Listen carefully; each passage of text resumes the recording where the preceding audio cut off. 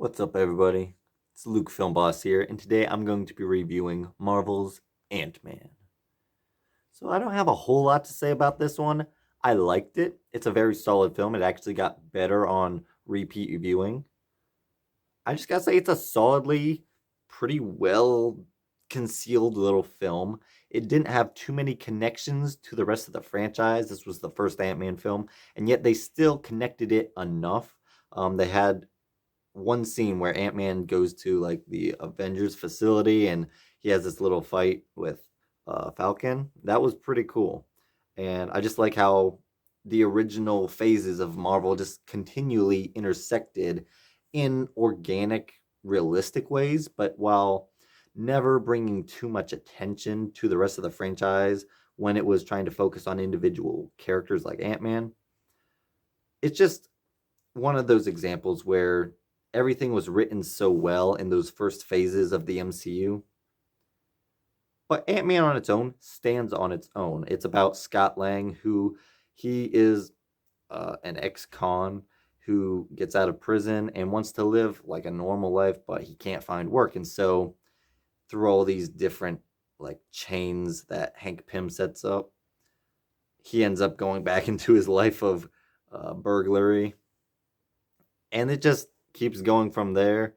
He doesn't want this life, but yet he kind of feels like he has to in order to like get back to his daughter. And that's really where the core of this movie is. It's honestly why on repeat viewing this is the best Ant-Man film, because it remains true to what that simple but yet just such a gripping goal was in the first place. It's just Scott Lang trying to get back to his daughter, and it's a similarity that Hank Pym has with Scott, which is why Hank Pym kind of chooses Scott to be his man, because Hank Pym feels that he has been kind of separated from his daughter, a lot of which was his own fault, similar to Scott Lang.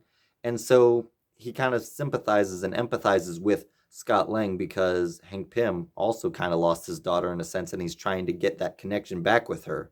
And so that's really the heart and the core of this movie, which I just really loved. And it really got me more invested watching it this time than I did the first time I watched it. And so, yes, Ant-Man, just beyond that, it's not super over the top with its visual effects. Like, it's really simple. And like when he shrinks down and his having to cope and learn how to react and kind of work in these shrunken environments. Well, when he's shrunk, these enlarged environments, it's just cool to see him, especially that one sequence where it's just like him putting on the suit for the first time. A lot of creative things they do with the visuals, and it's all has to do with the scale, like him being tiny.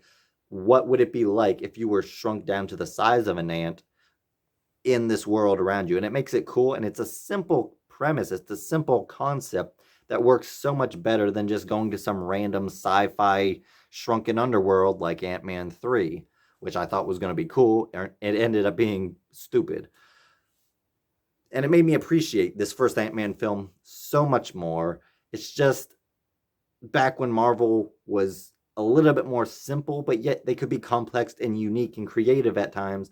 And this film is like, it's a Marvel heist film. It's not worried about being this end of the world kind of thing. It's just Ant-Man, Scott Lang with Hank Pym and Hope Van Dyne, and they're just trying to take down this evil business guy who is a basic business guy, but you understand him because he even has his own personal like struggles. Darren just doesn't understand why Hank Pym didn't have faith in him to be the next like head, the next sort of not heir, but like the person that Hank would pass the mantle to. And so that causes a lot of resentment in Darren, which just makes for an interesting dynamic. Like, Darren's not an amazing villain, but you understand where he's coming from. You understand why he's doing what he's doing, which is always a good thing to have in your villain. And it's understandable. It's a reasonable motive. While he is evil and he does evil things, you understand what put him in that position. And that final fight between Ant-Man and Darren is just actually pretty fun. And just seeing all the different shrinking things like the Thomas the Tank Engine being like an obstacle and then it gets enlarged and busts through the house. There's just so many like fun, creative visuals and different styles of action in this movie that just make for a solid, fun little film, but yet one that I think probably is one of the more rewatchable films in the old MCU and the MCU overall. So I liked Ant-Man, and Cassie Lang, she is just such an adorable character. She was so perfect in these movies. And it's sad to see that she had to grow up between the time of Ant-Man and the Wasp and Avengers Endgame, because she was perfect the way she was as a kid. The dynamic and the relationship between Cassie and her father was so good in this film and Ant-Man and the Wasp. It's hard to talk about this film without thinking about the disaster that was Ant-Man 3. But this film, Ant-Man, was still part of the good Marvel Cinematic Universe, and it's a very solid film. I give Ant-Man from 2015 an 83% overall. It's a good movie. If you haven't seen it, check it out.